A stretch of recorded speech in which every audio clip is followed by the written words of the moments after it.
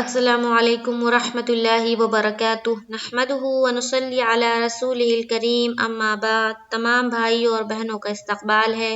امید ہے آپ سب خیریت سے ہوں گے۔ الحمدللہ میں بھی خیریت سے ہوں۔ تو آج نورانی قاعدے کی کلاس میں ہم اور آپ پڑھیں گے تختی نمبر 21 جو کہ ہے حروف مقطعات۔ سب سے پہلے دعا پڑھ لیتے ہیں۔ رب یسر ولا تعسر وتمم بالخیر وبک نستعین یا فتاح رب زدنی علما رب زدنی علما رب زدنی علما۔ اعوذ باللہ من الشیطان الرجیم، بسم اللہ الرحمن الرحیم۔ تو دیکھیے تختی نمبر 21 حروف مقطعات۔ پیارے بھائیوں اور میری پیاری بہنوں، یہ جو حروف مقطعات ہے یہ آپ کو پورے قرآن شریف میں ہر سورت کے شروع میں، بعض کے شروع میں ہے بعض کے شروع میں نہیں ہے۔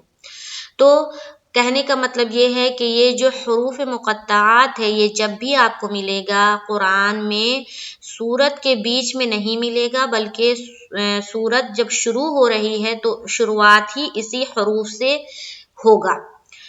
تو یہ حروف کا مطلب کیا ہے یہ آج تک کسی کو نہیں پتا۔ اس کا علم صرف اور صرف اللہ ہی کو ہے۔ نہ کسی حدیث میں اس کا معنی بتایا گیا ہے کہ اس حرف کا کیا مطلب ہے، نہ کسی حدیث میں۔ ویسے پوری قرآن شریف کا ترجمہ ہے، لیکن یہ جو حرف ہے اس حرف کا معنی کسی کو بھی آج تک نہیں پتا۔ اس حرف کا معنی صرف اور صرف اللہ جانتا ہے۔ بعض لوگ اس حروف کو تغرا کی شکل میں بنا کے گھروں میں اور دکانوں میں لٹکاتے ہیں، وہ فریم کی طرح کروا کے، کہ اس سے خیر و برکت آئے دکانوں میں یا پھر مکانوں میں۔ تو دیکھیے خیر و برکت کی جہاں تک بات ہے وہ آپ اپنے گھروں میں قرآن کی تلاوت کرے اور نماز کی پابندی کرے۔ گھر میں جتنے لوگ ہیں سب کو تنبیہ کرے کہ نماز پڑھے، نماز وقت میں ادا کرے اور قرآن کی تلاوت کرے، حدیثوں کی تعلیم کرے۔ ان سب چیزوں سے گھر میں کیا آئے گی؟ خیر و برکت آئے گی۔ اور اگر آپ یہ سوچتے ہیں کہ اس حروف کو فریم بنا کر لگا دینے سے گھر میں خیر و برکت آئے گی اور نہ نماز پڑھ رہے ہیں نہ قرآن کی تعلیم ہو رہی ہے گھروں میں، تو پیارے بھائیوں اور بہنوں ایسا نہیں ہوتا۔ اگر قرآن کے اتنا سمجھ میں آتا ہے آپ کو کہ اس حروف کے لٹکانے سے خیر و برکت آئے گی، تو ذرا سوچے گھروں میں قرآن کی تعلیم اگر ہوگی، گھروں میں قرآن کی تلاوت ہوگی، گھروں میں حدیث کی تعلیم ہوگی، گھروں میں نماز قائم کی جائے گی، تو سوچے کتنی برکت آئی۔ اور یہ جہاں تک لٹکانے کا سوال ہے یہ کہیں سے بھی ثابت نہیں ہے، کسی نے بھی کوئی صحابہ سے یہ ثابت نہیں ہے، کسی بھی حدیث کسی بھی قرآن میں اس کا ذکر نہیں ہے لٹکانے کا، کہ لٹکانے سے خیر و برکت آتی ہے۔ کام کریں خیر و برکت کے کہ قرآن پڑھے، ڈیلی قرآن پڑھے بلا ناغہ، ڈیلی نماز پڑھے بلا ناغہ۔ بس جن دنوں میں ہمیں نماز پڑھنے کا حکم نہیں ہے بس ان دنوں کو چھوڑ کے باقی دنوں میں نماز قائم کرے، ہمیشہ نماز پڑھے، نماز کسی بھی حال میں نہیں چھوڑے، اور گھر میں بچوں کو بھی اس چیز کی تعلیم دے، ہے نا۔ جب بڑے پڑھیں گے گھر میں، جب بڑوں کو گھر میں پڑھتے ہوئے بچے دیکھیں گے تبھی بچوں کے اندر بھی وہی ماحول آئے گا۔ اگر گھر میں بڑے نہیں پڑھیں گے تو بچوں کے اندر بھی وہ چیز نہیں آئے گی۔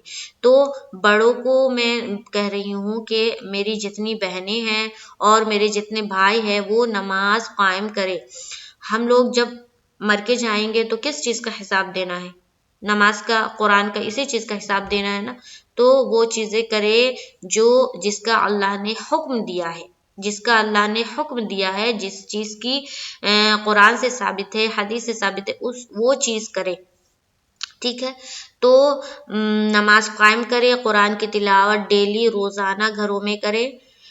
تو اب ہم لوگ پڑھتے ہیں اس کو۔ یہاں پر نورانی قاعدے میں حروف مقطعات کو اس لیے دیا گیا ہے کیونکہ اس کی شروعات ہی سورے کی شروعات ہوتی ہے اس حروف سے، اور اس کو صحیح طریقے سے سمجھ کر پڑھنا کہ کس طرح پڑھنا ہے وہ بہت ضروری ہے۔ تو خود بھی پڑھے اور گھر میں بچوں کو بھی پڑھائے۔ سب سے پہلے دیکھیے الف لام میم، میم کے اوپر کیا ہے؟ چونکہ شد ہے تو جب لام کو میم سے ملائیں گے، میم کے اوپر تھوڑا غنہ کرنا ہے، مطلب ٹھہراؤ کرنا ہے، میم مشدد کا غنہ کرنا، میم کے اوپر جب بھی شد آ جائے گا کیا کرنا ہے؟ میم مشدد کا غنہ کرنا ہے۔ اب دیکھیے لام میں بھی مد ہے اور میم میں بھی مد ہے، تو دونوں کو لمبا کھینچ کر پڑھنا ہے، ٹھیک ہے۔ الف کو جلد پڑھیں گے کیونکہ الف کے اوپر کوئی حرکت نہیں، الف لام میم، ٹھیک ہے، یہ ہو گیا۔ دوسرا دیکھیں، الف لام میم صاد، اس طرح سے پڑھنا ہے، ٹھیک ہے۔ ایک بار پھر میں بتاتی ہوں، الف لام میم صاد، اس طرح سے۔ نیکسٹ دیکھیں گے، الف لام را، ٹھیک ہے، اور را کو زیادہ نہیں کھینچا، کیوں؟ کیونکہ اس کے اوپر کیا ہے؟ کھڑا زبر ہے، یعنی کہ ایک الف کے مقدار کے بقدر کھینچنا ہے، زیادہ نہیں کھینچنا ہے، ٹھیک ہے۔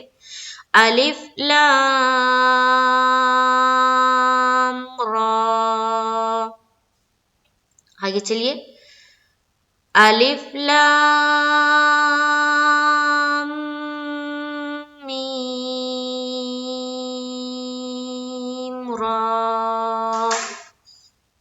آگے چلتے ہیں، کاف ہا یا عین صاد، آگے چلیے، طٰ، اس میں کھینچنا نہیں ہے، دونوں کے اوپر کیا ہے؟ کھڑا زبر ہے، طاسین میم، طاسین یاسین صاد،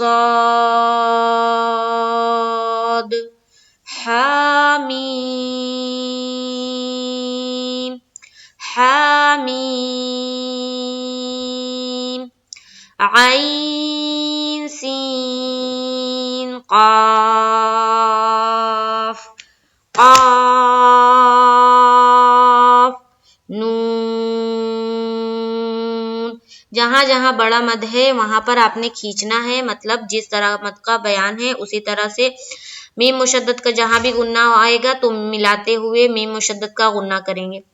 امید ہے آج کا سبق آپ لوگوں کو سمجھ میں آیا ہوگا۔ انشاءاللہ تعالی نیکسٹ کلاس میں ملاقات ہوگی، تختی نمبر 22 شروع کریں گے۔ مجھے دعاؤں میں یاد رکھیں۔ السلام علیکم ورحمۃ اللہ وبرکاتہ۔